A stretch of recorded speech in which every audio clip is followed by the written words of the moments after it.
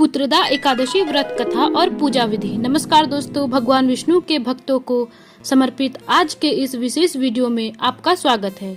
आज हम जानेंगे पुत्रदा एकादशी व्रत कथा, इस व्रत का महत्व, पूजा की संपूर्ण विधि, व्रत के नियम और पारण का सही समय। पुत्रदा एकादशी को भगवान विष्णु की विशेष कृपा प्राप्त करने वाली एकादशी मानी जाती है। धार्मिक मान्यताओं के अनुसार इस व्रत को श्रद्धा पूर्वक करने से संतान सुख, परिवार की सुख शांति और समृद्धि की कामना की जाती है। पुत्रदा एकादशी का महत्व। पुत्रदा शब्द का अर्थ है संतान प्रदान करने वाली। इसी कारण यह एकादशी विशेष रूप से संतान सुख की इच्छा रखने वाले दंपतियों के लिए महत्वपूर्ण मानी जाती है। मान्यता है कि इस दिन भगवान विष्णु और माता लक्ष्मी की पूजा करने, उपवास रखने, भगवान का नाम स्मरण करने तथा एकादशी की कथा सुनने से पुण्य की प्राप्ति होती है। एकादशी के दिन मनुष्य को अपनी इंद्रियों पर नियंत्रित रखते हुए भगवान विष्णु की भक्ति में समय बिताना चाहिए। केवल भोजन छोड़ देना ही व्रत नहीं, बल्कि मन, वचन और कर्म से संयम रखना भी व्रत का महत्वपूर्ण हिस्सा माना गया है। प्राचीन समय में एक नगर में सुकेतु मान नामक एक राजा राज्य करते थे। उनकी पत्नी का नाम था सवैया। राजा के पास धन दौलत, महल, सेना और किसी भी प्रकार की कमी नहीं थी, लेकिन उनके जीवन में एक बहुत बड़ा दुख था। उनकी कोई संतान नहीं थी। राजा और रानी संतान प्राप्ति के लिए बहुत चिंतित रहते थे। उन्हें लगता था कि उनके जीवन की सारी सुख सुविधाएं संतान के बिना अधूरी है। एक दिन राजा बहुत दुखी होकर वन की ओर चल पड़े। वन में घूमते घूमते उन्हें एक सुंदर सरोवर दिखाई दिया।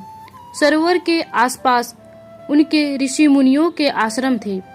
राजा ने वहां पहुंचकर ऋषियों को प्रणाम किया। ऋषियों ने राजा की चिंता का कारण पूछा।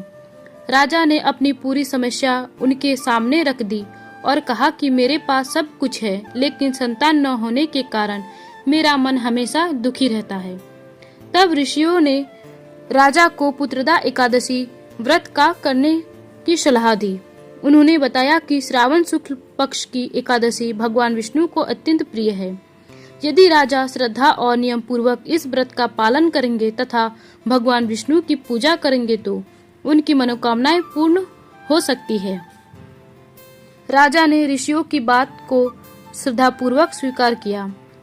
उन्होंने एकादशी के दिन उपवास रखा, भगवान विष्णु की पूजा की, उनका स्मरण किया और पूरी श्रद्धा से व्रत की कथा सुनी। राजा ने द्वादशी के दिन विधि पूर्वक व्रत का पारण किया और भगवान विष्णु से संतान प्राप्ति की प्रार्थना की।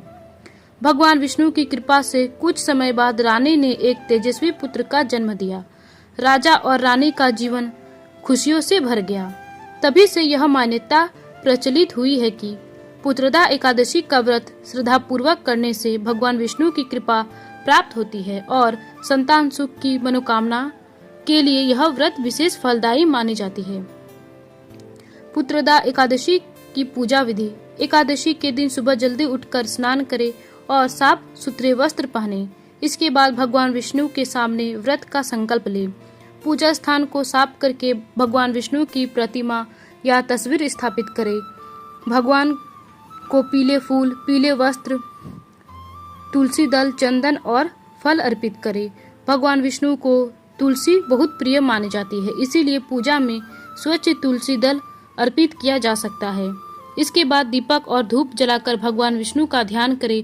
ओम नमो भगवते वासुदेवाय मंत्र का जाप करें। इसके बाद पुत्रदा एकादशी की व्रत कथा सुने या पढ़े। भगवान विष्णु की आरती करें और अपनी मनोकामना भगवान के सामने रखें। व्रत में किन बातों का ध्यान रखें। एकादशी के दिन अनाज और चावल का सेवन न करें। अलग अलग परिवारों और संप्रदायों में व्रत के नियम अलग हो सकते हैं। कोई निर्जला व्रत रखता है तो कोई फलाहार करके व्रत करता है। यदि स्वास्थ्य ठीक न हो तो कठोर निर्जला व्रत करने की बजाय अपनी क्षमता के अनुसार व्रत करना चाहिए। बीमारी व्यक्ति, गर्भवती व्यक्ति, बुजुर्ग या दवा चलने वाले व्यक्ति व्रत रखने से पहले डॉक्टर से जरूर सलाह लें।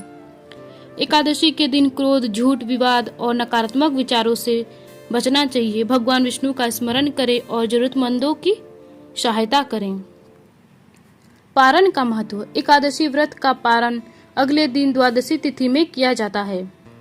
सामान्य श्रावण पुत्रदा एकादशी के लिए 24 अगस्त को दोपहर 1:43 से 4:19 बजे पर पारण का समय पंचांगों में दिखाया गया है। वास्तविक समय स्थान और परंपरा के अनुसार बदल सकता है, इसीलिए अपने शहर के पंचांग के अनुसार पारण का समय अवश्य जांच लें। पुत्रदा एकादशी केवल संतान प्राप्ति की कामना से जुड़ा व्रत नहीं, बल्कि भगवान विष्णु के प्रति श्रद्धा, संयम और भक्ति का पर्व भी है। इस दिन सच्चे मन से भगवान विष्णु की पूजा करें, गरीब और जरूरतमंद व्यक्ति की सहायता करें और अपने परिवार की सुख शांति के लिए प्रार्थना करें। भगवान विष्णु से यही प्रार्थना करें कि सभी भक्तों के घर में सुख शांति, प्रेम और समृद्धि बने रहे। ओम नमो भगवते वासुदेवाय। जय श्री हरि। अगर आपको यह जानकारी पसंद आई हो तो वीडियो को लाइक करें, चैनल को सब्सक्राइब करें और कमेंट में जय श्री हरि विष्णु जरूर लिखें। धन्यवाद।